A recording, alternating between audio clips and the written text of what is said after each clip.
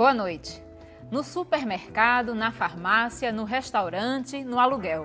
O brasileiro tem precisado desembolsar cada vez mais para adquirir produtos e serviços em todo o país. A inflação dos últimos 12 meses está na casa dos 6,5% e já é 4 vezes maior que a registrada pela média dos países desenvolvidos e em desenvolvimento. Para alguns especialistas, as frequentes altas do índice de preços ao consumidor revelam que o custo de vida no país está a um passo de sair do controle. Será? Para tentar responder a essa pergunta, o Opinião Pernambuco de hoje convidou o economista do Conselho Regional de Economia, Rodolfo Guimarães. Também está conosco o professor de Finanças da Faculdade Boa Viagem, Roberto Ferreira. E completa o nosso debate o consultor da FEComércio e sócio da Ceplan Consultoria, Osmil Galindo. A gente lembra que você pode participar do programa enviando perguntas, comentários, sugestões através do telefone 3423-6836, pelo e-mail opiniãotvu@gmail.com ou ainda pelo Twitter, @opiniãope. Olá, boa noite, sejam bem-vindos.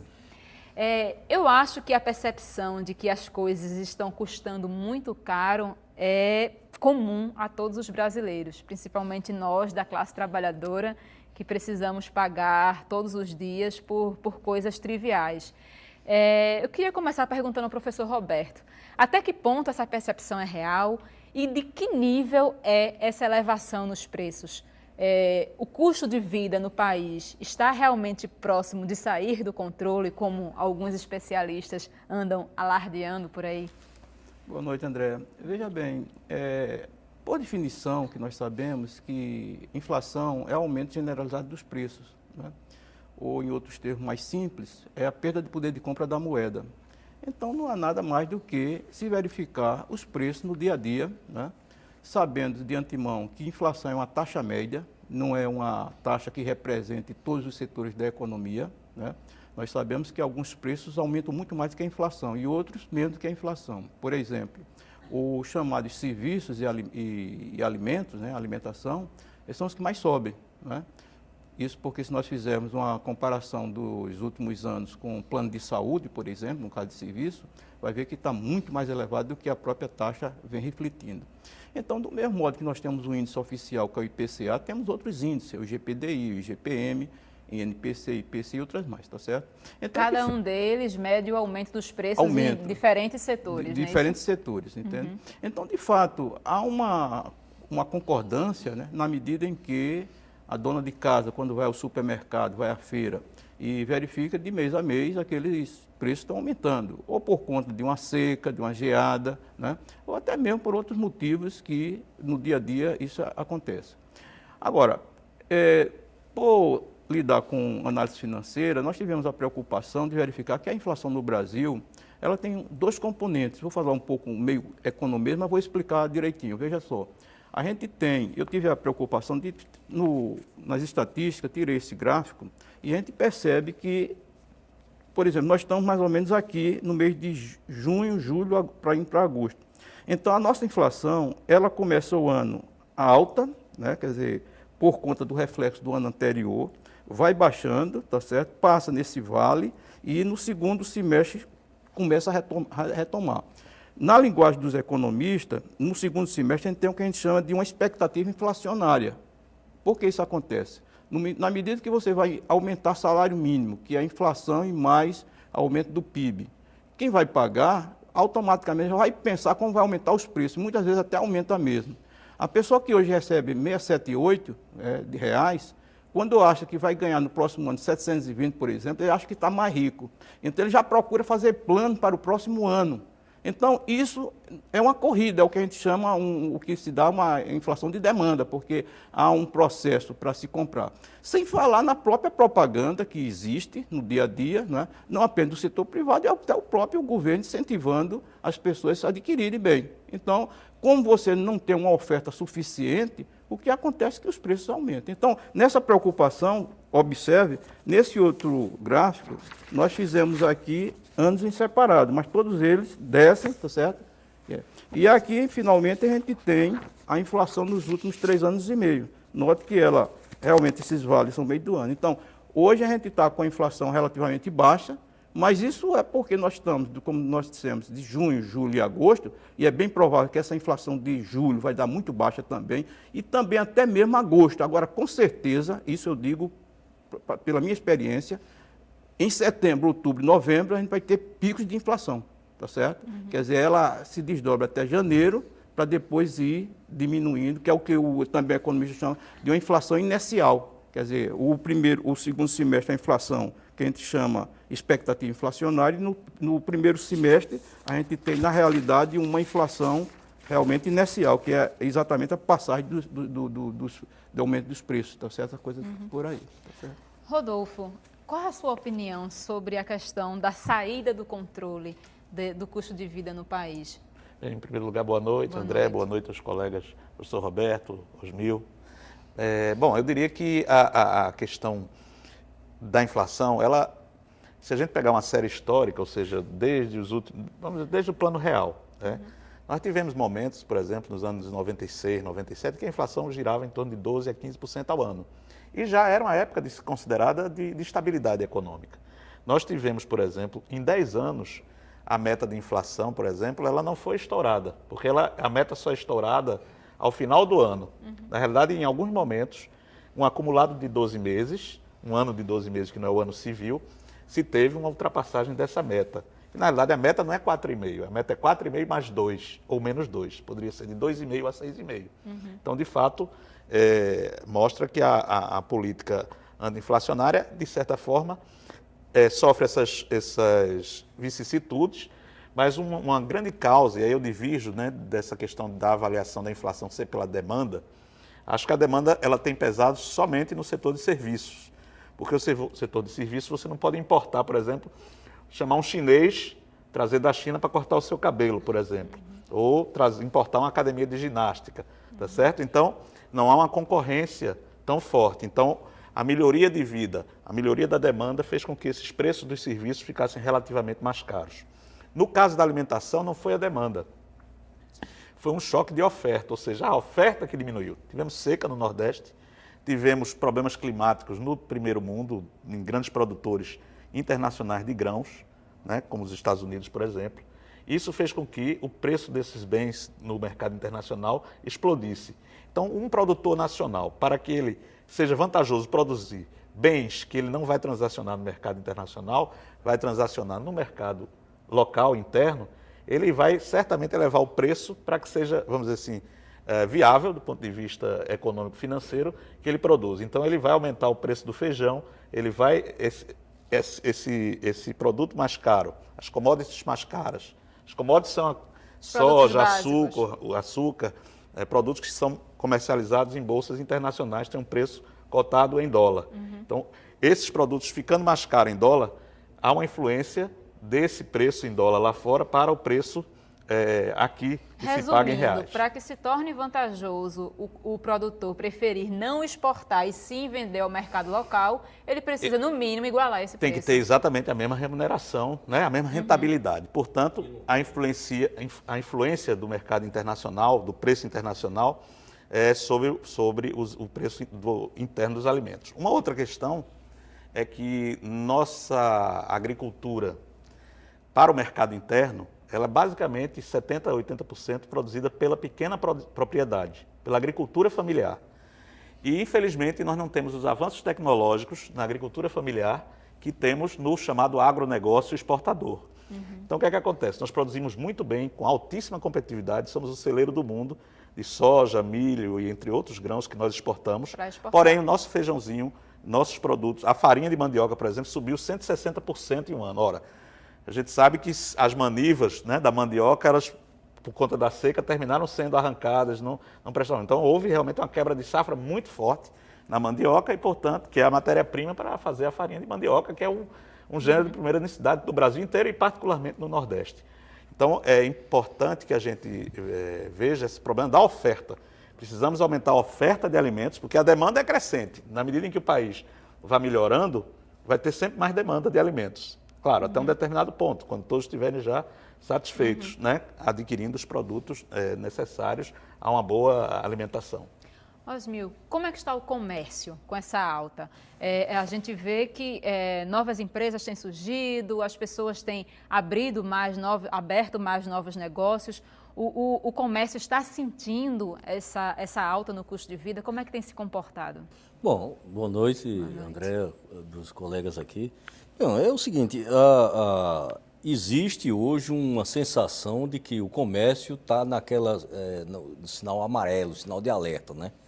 Porque a gente tem que ver a conjuntura nacional e a estadual, e essa conjuntura ela aponta, por exemplo, que uma tendência de alta da inflação, como você bem mencionou no começo da conversa aí. A taxa de câmbio ela está numa desvalorização sistemática, né? E com aceleração entre maio e junho de 2013, isso aí em cima de um documento que nós concluímos ele ontem, né? E essa desvalorização gira em torno de 6,5%, e tem o rendimento do trabalho que se mantém crescendo. Por outro lado, esse rendimento do trabalho se mantém crescendo, cresceu 3,3% entre janeiro e maio. Agora, o aumento do custo de vida e o encarecimento do crédito, isso aí pode ampliar a inadimplência. Ampliando a inadimplência, obviamente, vai ter um choque no comércio, né? Isso já começa a ser sentido. Recentemente estivemos realizando uma sondagem para o Dia dos Pais. Esse documento está sendo elaborado, está em fase de conclusão, mas apesar dos consumidores falarem que vão comprar mais do que compraram no mesmo período do ano passado, né? Apesar de as empresas, dos comerciantes, mais da metade dos comerciantes acharem que o faturamento desse ano vai ser maior do que o faturamento do ano passado, né? Tem essa dúvida sobre essas questões que estão surgindo, que nós já mencionamos agora, recentemente. Né? Então, é um otimismo, até certo ponto, cauteloso, né? É o que a gente tem notado, e que eu acredito que no próximo mês, quando for medido o desempenho da conjuntura comercial, realmente os dados não vão ser tão favoráveis assim como foi esse ano, como foi esse mês de junho. Nós tivemos manifestações que, de certa forma, atingiram as principais cidades do país, inclusive Recife, né? Nós tivemos greves nos serviços públicos essenciais, greve nos transportes, agora greve junto aos médicos, agora os aeroportuários estão em greve. Em algumas cidades do país foi realizada a Copa das Confederações, a gente tem a comemoração do São João, que de certa forma aqueceu um pouco o mercado. Agora, tem que ser levado em conta que essas manifestações, essas greves, esses problemas que aconteceram e aliados à questão do câmbio, aliados à questão da inflação que está apresentando tendência de alta, tudo isso que vai influenciar no comércio vai. Professor Roberto, a gente, quando fala em inflação, que eu falei no começo do programa, que a nossa já está 4 vezes maior do que a maior parte dos países desenvolvidos, que deve estar em 1,5, 2 no máximo. Muitos especialistas dizem, mas por que os países europeus, por exemplo, estão em crise? E por conta disso não há inflação, porque se a população perdeu o poder de compra, não há concorrência e por aí sucessivamente. Isso é verdade? Não existe crescimento sem inflação? É possível um país crescer sem que haja essa alta desordenada dos preços? Como é que fica essa matemática? Bem aí, André, eu vou externar o meu pensamento, tá certo? Quer dizer, existe realmente esse pensamento de que a economia não poderá ter crescimento sem um certo delta, né? Que delta é esse, ninguém sabe, né?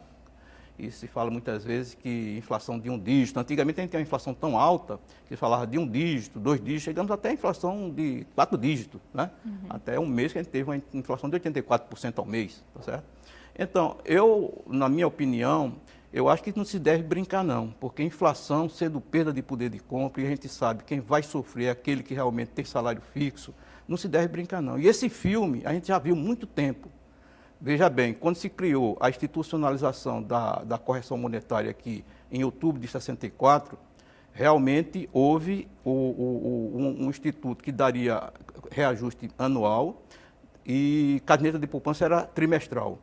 Com o tempo, isso passou a ser caderneta de poupança e tudo passou a ser mensal. E chegamos até o ponto de nós termos uma inflação, uma correção monetária diária. Então, não se deve brincar. Quer dizer, nós estamos há muitos anos com a meta inflacionária de 4,5%, como bem falou o colega Rodolfo, com respeito a 2 para mais, 2 para menos, que seria 6,5% e 2,5%. Mas, na realidade, eu acho que já deveria ser haver uma maior seriedade no sentido, por que não se colocar há muito tempo uma meta de inflação de 3%?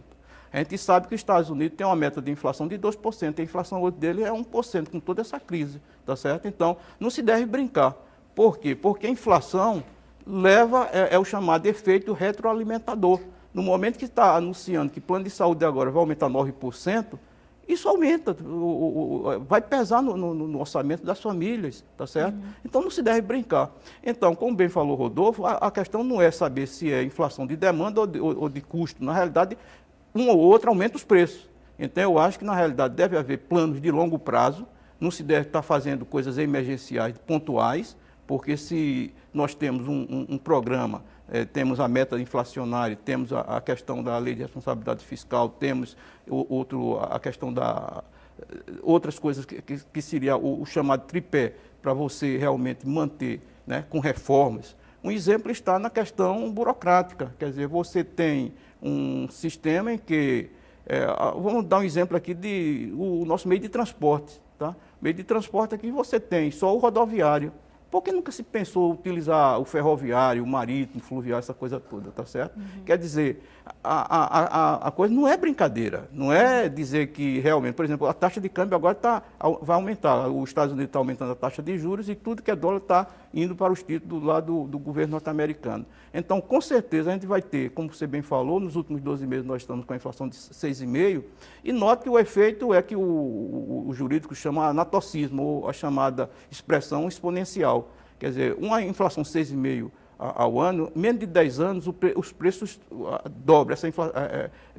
A perda de poder de compra, os preços ficam pela metade, tá certo? Quer dizer, o salário fica pela metade, dentro de menos de 10 anos. Então, eu acho que a coisa deve ser séria, na medida que deve tomar, como bem falou Rodolfo, a questão de se investir mais na questão da oferta, tá certo?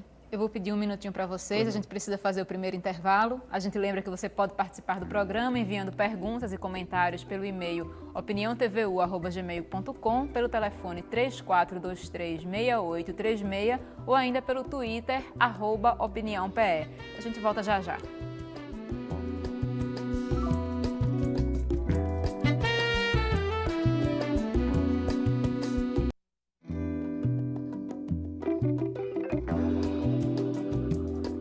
A Opinião Pernambuco está de volta, hoje discutindo o tema custo de vida no Brasil. A gente lembra, participam do debate o economista do Conselho Regional de Economia, Rodolfo Guimarães. Também está conosco o professor de Finanças da Faculdade Boa Viagem, Roberto Ferreira. E completa o debate o consultor da FEComércio e sócio da Ceplan Consultoria, Osmil Galindo. A gente lembra que você pode participar do programa pelo telefone 34236836, pelo e-mail opiniãotvu@gmail.com ou ainda pelo Twitter, @opiniãope. Bom, o professor Roberto Ferreira, no último bloco, falou de que é preciso ter cuidado, de que a gente precisa ficar mais atento à questão da elevação da taxa da inflação, porque é um crescimento exponencial que só traz prejuízos. Eu queria saber, na sua opinião, Rodolfo, o governo federal, e aí eu incluo o Banco Central, todas as instituições envolvidas no controle dessa inflação, na sua opinião, têm agido de forma correta para evitar que essa inflação saia da meta prevista, saia do controle? Eu diria que sim, porque tem recentemente, inclusive, elevado a taxa de juros, embora eu creio que essa elevação da taxa de juros pode segurar um pouco, né? Algum impulso pelo lado de pressões de demanda localizadas especialmente no setor de serviços. Obviamente que mesmo tendo uma componente, né, que é fruto de uma menor oferta de produtos agrícolas, quando você tem uma elevação da taxa de juros, de certa forma, você tende a arrefecer um pouco a demanda.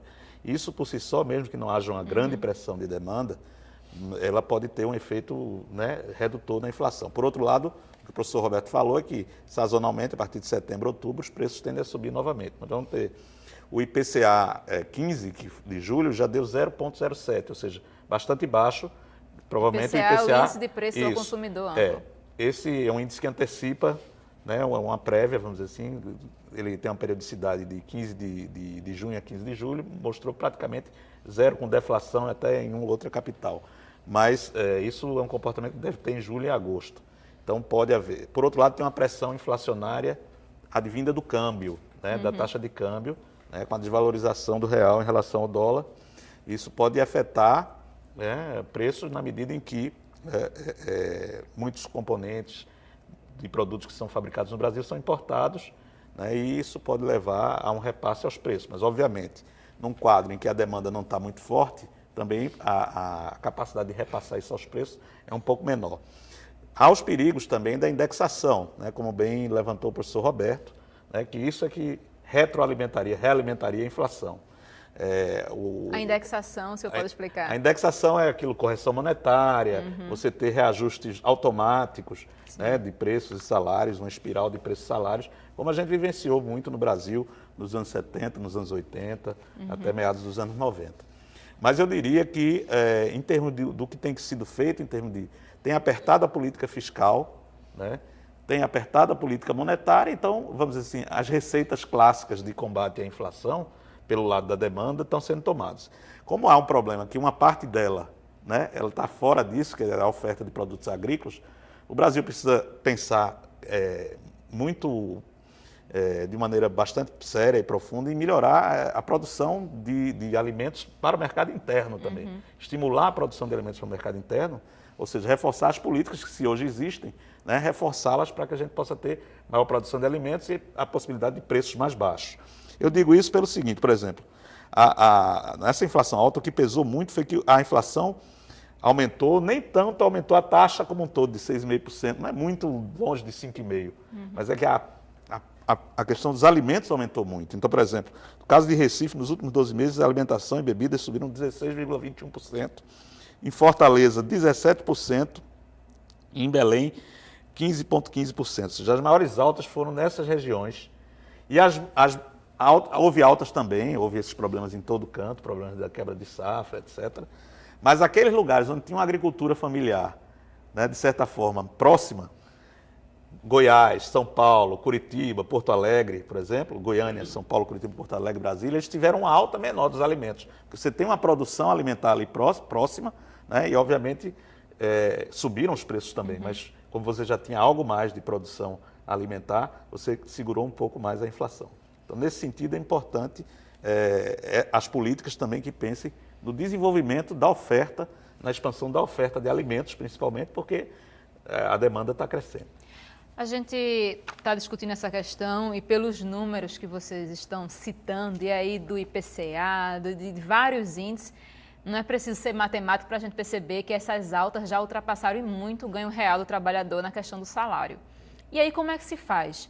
Se essas altas viram altas exponenciais e o salário do trabalhador não acompanha. É só redução de consumo? Quais são as consequências diretas dessa questão da alta acelerada demais da inflação, enquanto o salário fica estagnado, para o modelo de vida, para o custo de vida como um todo no país? Acho que o professor Roberto pode falar um pouquinho. Olha, como nós falamos anteriormente, e respaldado aqui pelo colega Rodolfo, o que se percebe é que, também na minha opinião, o que está havendo é que o governo mesmo, ele tomou uma posição no início de baixar a taxa de juros. Quer dizer, é uma medida realmente, vamos dizer assim, de cunho social, que a gente sabe que a gente tem uma das taxas mais elevadas do mundo, perdendo apenas para a China, tá certo? Agora, a gente sabe que no curto prazo o governo tem que aplicar medida monetária, né? Política monetária mesmo, né? Na medida em que tem que elevar a taxa de juros para não haver exatamente esse estímulo todo ao consumo. E, no caso, medidas de política fiscal, medidas, vamos dizer assim, de ordem mais, vamos dizer assim, mais de longo prazo, porque, veja só, a pergunta que poderia fazer é o seguinte: por que nós temos inflação? A verdade é essa. Por que nós temos inflação? Aí sabe que inflação, quando a gente está, quer dizer, fazendo uso aqui a uma linguagem um pouco figurada, a gente pode comparar o organismo econômico ao organismo vivo. Quer dizer, um indivíduo sadio, ele não tem febre, não tem pressão alta, nem nada. E quando você tem uma economia com inflação, é porque realmente esse organismo tem alguma coisa errada aí. Então, parte do princípio seguinte, distribuição de renda, concentração de renda. Veja, é só pegar o maior salário aqui do Brasil e o menor e dividir um pelo outro. Veja quanto que ele vai. Compare com a Noruega, que tem, Noruega e outros países que tem uma diferença de salarial muito pequena. Isso é um dos fatos. Questão de burocracia, né? Você vai, na realidade, questão de quebras agrícolas. Se você tem uma flexibilidade muito grande de importar alimentos, se há um processo de geada, de seca, automaticamente se importa, acaba com essa coisa toda. Como nós falamos também, a questão de infraestrutura. Tem que ter uma logística, questão de se utilizar a questão da produtividade, né? A nossa indústria está perdendo produtividade, então isso tem que se levar em consideração. Reforma tributária, nós estamos com tudo aqui no Brasil, praticamente, a gente tem pago em torno de 40%. Tem que haver. Agora, não pode ser a toque de caixa, não pode ser do dia para a noite se fazer isso. Então, tem que se pensar, né? Se pensar, porque eu digo, normalmente, me perdoe, mas vou repetir, esse filme a gente já viu outras vezes, a gente está brincando realmente, porque nós tivemos uma inflação de 6,5% em 2012, essa nossa inflação agora está tendendo para isso, então, com certeza, se não for tomar medidas urgentes, essa inflação vai cada vez mais aumentar, está entendendo? Porque isso é um processo, né, é um processo exponencial. Então, o que, na realidade, se poderia, né, é questão de reforma de longo prazo, tá certo? No ponto de vista. Veja bem, a inflação, eu acho assim, a inflação ela está muito relacionada ao nível da educação de um país, né? Por exemplo, o Brasil, a cultura, a própria cultura da inflação está vinculada à questão do nível de educação que o povo tem. Né? Explique melhor. Bom, eu acho que, por exemplo, num país onde tem muita gente que está ganhando muito dinheiro e outra gente que está ganhando pouco dinheiro, por exemplo, para ser bem uma linguagem bem... muita coisa está errada aí. Né? Você vê pessoas que trabalham, ganham pouco, aí aqueles que ganham muito querem empurrar os produtos que eles estão vendendo para aqueles que ganham pouco, e a partir daí você cria um consumismo desenfreado, que é também fruto da falta de educação de um povo, porque você tem na Europa, passou por diversas guerras, o povo europeu tem um poder aquisitivo maior do que o nosso e não vive na soberba que nós vivemos. Quer dizer, o povo brasileiro ele se acostuma a usar marcas, tem roupas que você chega num shopping que custa 10, 12 mil reais aquela roupa, você vai em outra loja, bem junto daquela, e aquela mesma roupa, daquele mesmo parecida com aquela, custa não sei quantas, 30, 20 reais, ou seja, uma custa 12 mil, outra custa 30, 20 reais, alguma coisa está errada aí. Agora, por que é que acontece isso? Porque tem gente que vai e compra isso aí. O pessoal quer consumir, o nível de consumismo está ligado ao nível da educação do povo e isso traz a inflação também, que é uma coisa que é uma bola de neve. Eu não sei se eu expliquei, foi claro. Que, né, inclusive, nosso conterrâneo nordestino, Celso Furtado, ele dizia que era muito mais fácil importar os modelos de consumo dos países desenvolvidos do que desenvolver uma tecnologia, vamos dizer assim, própria, ou uma tecnologia nacional. Então, o que é que aconteceu? Nós aprendemos a consumir como países ricos, mas não produzimos na competitividade, na produtividade dos países ricos. Né? Então, você tem esse problema. E um dos problemas que a gente coloca na questão inflacionária passa pela questão da produtividade, porque quanto mais produtiva é uma economia, tá certo? Mais ela tenderá os preços a serem baratos, por exemplo. Não é à toa que os chineses produzem barato. E aí eles a gente produzem tem um barato problema, porque eles são muito competitivos, da falta muito de produtivos. investimento na base, né? Então eles têm boa educação, tá certo? Uma disciplina, etc. Todo esse processo que faz com que eles tenham competitividade. Então eles entram nos mercados do mundo todo com preços muito baratos e muitas vezes essa importação ela até é positiva para conter a inflação. Um exemplo disso é a própria Coreia. O produto vem barato. A Coreia, ninguém vai comprar mais caro só porque é feito no país. A Coreia, há 50 e tantos anos atrás, ela era um país pobre. E o que foi que a Coreia fez? Investiu no que tinha de mais rico no país, que era a educação do povo. Hoje, a Coreia é um país que é uma potência. Você tem o Japão também, que foi devastado na Segunda Guerra Mundial, mas investiu-se maciçamente em educação. Você tem outros e outros países que também acontecem isso. Professor, eu queria falar. Exatamente. O professor Osmil aqui entrou no assunto, realmente ele acrescentou mais exatamente uma variável para responder aquela nossa pergunta inicial, por que a inflação? Então ele tocou no ponto que a gente, como professor de finanças, a gente vê que é o que a gente chama de finanças pessoais ou então educação financeira, planejamento financeiro pessoal. Na realidade, isso é vamos dizer assim, uma das variáveis fortíssimas, né? Porque se fala muito que o Brasil está muito... Eu, como educador, me permita novamente eu dizer aqui o seguinte, eu estou achando o nível educacional aqui no país muito fraco. Quer dizer, nem sou eu, são as pesquisas, PISA está dizendo isso, tá certo? Então essa questão de educação, que é a base de tudo, não é? Quer dizer, tem o que o professor me falou, a questão das finanças pessoais. O sujeito chegar numa determinada loja, comprar uma bolsinha que muitas vezes custa até mais do que um automóvel. Ele compra com maior facilidade, tá certo? Então, isso vai exatamente desde a educação, não é? É fundamental que, diga-se de passagem, já se está implantando no curso fundamental finanças pessoais e educação financeira. Né? Professor, qual é a relação dessa questão do quanto o brasileiro está disposto a pagar por um produto com a especulação? Por exemplo, a especulação imobiliária. Até que ponto as duas coisas estão ligadas? Veja bem, o valor, vamos dizer, hoje... Eu não vou fazer aqui uma história da moeda, tá certo? Porque isso Mas veja bem, hoje o que acontece é que a gente tem hoje a moeda como virtual, tá certo? Hoje você compra sem ver a cor do dinheiro, nem a quantidade. No passado, quando você ia comprar, você abria a carteira e contava quantas cédulas tinha. Então isso tem um efeito psicológico. Doía mais, né? Depois... Você não sente, você está gastando hoje e não está sentindo. É por isso o endividamento de cartão de crédito é um negócio absurdo. Então você tem, no caso, o chamado, depois veio o cheque. O cheque sujeito tinha que ser pelo menos alfabetizado para saber escrever o nome. E tinha a questão também do avalista, aquela coisa. Então se criou o Instituto do Cartão de Crédito, né?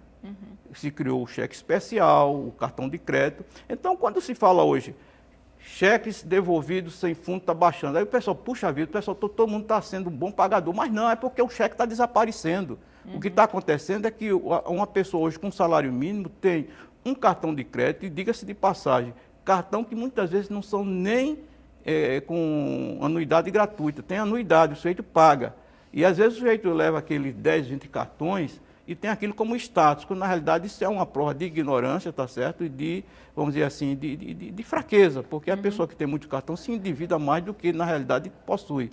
Então se diz o seguinte, numa economia como essa, se você dá boa instrução financeira para as pessoas, ou o sujeito compra à vista com um bom desconto, ou quando compra no cartão de crédito, paga aquilo à vista, tá certo? Ou, melhor, paga parcelado, mas dentro que chegar a fatura, pagar integral. Nunca pagar aquele mínimo, porque quem paga o mínimo paga o máximo, tá certo? Como você bem falou, a questão do imobiliário. A gente tem um problema muito sério aqui no Recife, que é a questão do espaço urbano, quer dizer, os terrenos planos.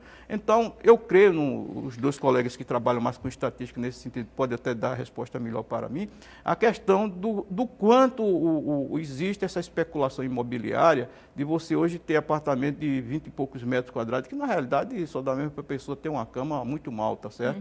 E um dos preços mais altos. Então, o sujeito, ao ver essa coisa, e também tem um chamado de efeito demonstração, né? O sujeito, porque fulano de tal comprou tal coisa, eu vou ter que comprar também, tá certo? E vai nessa daí se endivida completamente, tá certo? Então, uma das variáveis fundamentais é essa daí, então, a educação. Então, os preços das coisas têm relação, sim, com o quanto estamos dispostos a pagar por elas. Temos, porque a gente tem aqui é o chamado de efeito imitação. O sujeito vê, como bem falou o colega Rodolfo, o consumo na Europa, mesmo com toda essa crise nos Estados Unidos, a renda média lá é muito superior à nossa. Então, como a gente também, um meio de comunicação aqui é em tempo real, o sujeito aqui ganha um décimo ou um centésimo do que o sujeito ganha lá. E quer fazer a mesma imitação. Quer dizer, nessa passeata toda, quando teve aquelas coisas, uma coisa impressionante. Todo mundo hoje quer ter carro.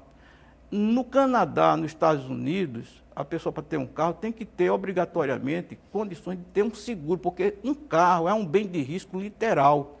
Então o sujeito compra um carro e não tem capacidade, porque pensa que só vai pagar o combustível. Então tem que melhorar as outras condições de infraestrutura, como nós falamos, em termos de transporte público, tá certo? De qualidade, essas coisas todas. Né? Então, porque se for por aí, o sujeito vai endividar. E vamos rezar para que realmente, como o colega professor Osmil falou, não se chegue à inadimplência, porque os Estados Unidos começou assim. O sujeito, todo mundo comprou, porque lá realmente a análise de crédito realmente é muito mais precária do que a nossa. E os juros são muito baixos. Os juros são baixos, tá certo? No momento que eles elevaram a taxa de juros, o sujeito deixou de pagar e o mercado quebrou. Entrou aí em Bolsa de Valores e aí por diante. Eu vou pedir mais um minutinho para vocês, porque a gente precisa fazer o segundo intervalo, mas na volta eu prometo que lhe dou a palavra, tá certo?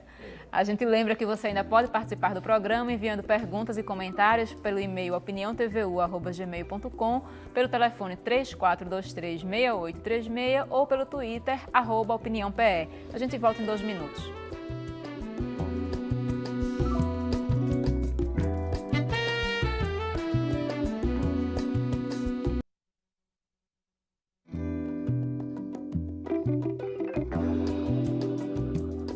Estamos de volta com a Opinião Pernambuco, que hoje discute o tema custo de vida no Brasil. Bom, no último bloco eu prometi que daria a palavra ao Dr. Osmil. O senhor estava falando da relação entre grandes empreendimentos como SUAP, como ocupação do espaço urbano por mega empresas como shoppings, enfim, e como isso interfere na relação da alta de preço dos aluguéis, por exemplo. Pode continuar. Olha, há uns anos atrás, quando o SUAP estava construindo, quando se falava na revitalização de SUAP e se falava na refinaria, que ainda não estava referendada no papel, lá em Jaboatão, por exemplo, os preços dos imóveis eram bem baratos. Né? Eu digo porque nós temos um apartamento lá em Jaboatão, em Piedade, e nós sentíamos isso, inclusive, a deterioração dos prédios, as pessoas não investiam, porque os prédios não valiam a pena investir, tudo, os apartamentos não valiam a pena investir. Quando aconteceu a vinda da refinaria e a reboque da refinaria começaram a surgir grandes empreendimentos que a gente considera empreendimentos estruturadores, esses preços eles aumentaram assustadoramente. Um apartamento que custava 140 mil há uns 8, 10 anos atrás, passou a custar 600, 700 mil reais. Isso por quê? Porque as pessoas que vinham para cá, que estavam vindo se empregar aqui, eles estavam procurando imóveis naquela redondeza e a oferta era pequena. Então as pessoas começaram a ver que podiam vender aqueles apartamentos ali e ganhar muito dinheiro. E foi o que aconteceu. Então começaram a construir. O mercado lá de Jaboatão, ali, Piedade, etc., naquela região ali, foi praticamente todo tomado. Recife acompanhou também esse boom, essa onda, mas só que foi mais especulação imobiliária. A especulação imobiliária fez com que os preços dos prédios aqui subissem assustadoramente também, e hoje, você quer vender um apartamento, as pessoas não estão querendo pagar mais o que se estava pedindo há 1 ano atrás, há 2 anos atrás. Hoje, os preços estão voltando para aquela realidade. Nesse sentido, qual é a tendência? É apenas estabilização ou retrocesso para um estágio inicial? Retrocesso eu acho que não volta para aquele estágio inicial, porque a demanda foi aquecida e eu acredito agora que ele deve estabilizar. Os preços devem se estabilizar num patamar justo. Né? Justo que eu digo, não sei se a gente pode dizer assim, patamar justo ou não, né? Que é complicado nessa coisa assim. O Roberto, que é professor de financeiro, ele sabe explicar o que é o preço justo e o que não é. Mas aquela região do estado, como nós estamos falando da economia pernambucana, aquela região ali de Goiânia, aquela região ali daquelas praias ali, e inclusive aquele entorno de Goiânia, que a gente vê também Paraíba, alguns municípios lá da Paraíba, aqueles preços ali eles estão absurdamente elevados. É interessante essa questão, a questão urbana, né, dos aluguéis. Isso, alguns países tiveram outras políticas, inclusive. Por exemplo, a Inglaterra, ela tinha prédios, certo? Que o governo tinha prédios e alugava aos trabalhadores. Margaret Thatcher privatizou, então os próprios trabalhadores compraram esses prédios na época. Então, foi positivo. Mas o que é que começou a acontecer? Começou a haver uma pressão especulativa e esses trabalhadores terminaram vendendo esses prédios e foram morar mais longe nas periferias. Que é o que em condições acontece piores. hoje no Recife, Então, né? exatamente isso está acontecendo, esse processo. Então, alguma forma, tá certo? Alguma forma de regulação nesse mercado, não sou especialista na área, mas é necessária, porque quando a gente anuncia um investimento, quando se anuncia um investimento numa determinada região, né, já de imediato, basta sair a notícia, tá certo? Já começa a haver especulação com os imóveis. As pessoas começam a dizer, olha, esse negócio vai valorizar, então eu vou comprar, aí começa a aumentar a pressão de demanda, o preço vai subindo e fica uma espécie, a Arena da Copa, naquela região, por exemplo, E isso tem futuramente impactos você vai ter, sociais, porque as pessoas são expulsas, né? por exemplo, aquelas uma pessoas pessoa, de Goiânia que não estão necessariamente envolvidas na construção da Fiat e que tinham que alugar a sua casa, já estão sofrendo, porque o preço do aluguel já subiu naquela região. Isso aconteceu também na área de Suape. Então é importante que quando se faça um pacote de investimentos que é extremamente positivo para o Estado, para a economia, mas também afeta alguns setores que não são prejudicados nesse sentido. Embora a gente saiba que a gente passou a lidar também com as questões, são os bons problemas no sentido de que antes a gente vivia um marasmo no Estado, um desemprego altíssimo, né, uma renda mais baixa, e hoje a gente já vive um pouco uma situação em Pernambuco melhor. Agora, Mas isso não isso quer é dizer um que... reflexo do crescimento sem igualdade, né? É. Com desigual distribuição de renda, já Exato. que é o nosso forte, né? É crescer, o nosso crescimento não significa exatamente melhor distribuição de renda, é o que vem acontecendo por Que aqui. estão embutidos no desenvolvimento, que é um assunto para a gente conversar em outro momento, que é essa coisa do meio ambiente, que deve ser enfocado com mais Exatamente. responsabilidade e tudo. O crescimento por si só, ele não distribui, né? Ele vai crescendo, pelo contrário, a tendência é mais de concentrar. Tanto é que Pernambuco mesmo, você tem basicamente 65% da economia está concentrado ainda na região metropolitana do Recife, embora haja esforços governamentais de interiorização.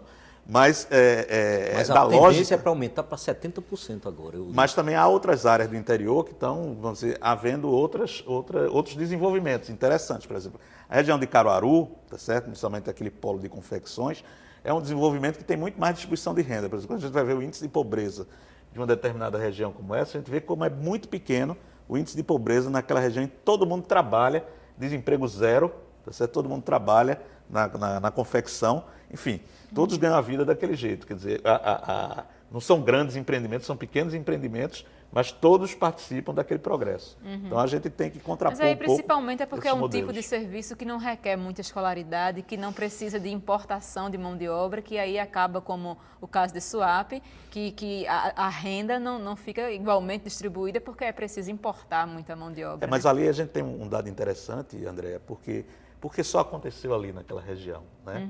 A gente tem alguns casos, né, de sucesso. Ali você teve o empreendedorismo aflorou naquela região, tá certo? Então, claro, as pessoas ali não tinham outras alternativas, então elas começaram a se mexer nesse sentido. Então, eu diria que o crescimento econômico, às vezes ele pode ter uma fácil concentração, né?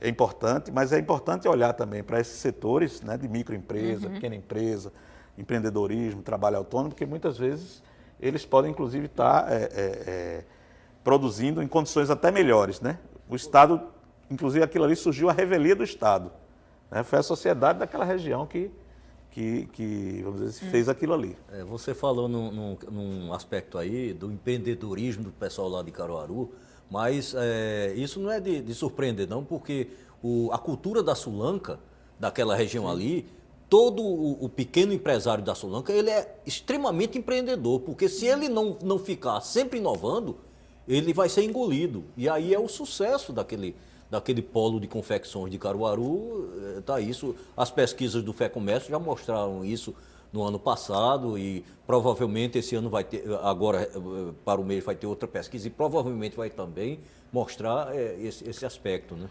Gente, a gente já está chegando ao final do programa. Eu queria ler algumas perguntas dos nossos telespectadores. Aí eu pediria para vocês responderem de uma forma mais rápida para a gente poder fazer o maior número de perguntas possível. O Helder da Boa Vista, ele pergunta para o Osmil. Esses planos econômicos criados pelo ministro da Fazenda não seriam mirabolantes, uma vez que não há certeza de sucesso? A população não seria uma espécie de cobaia?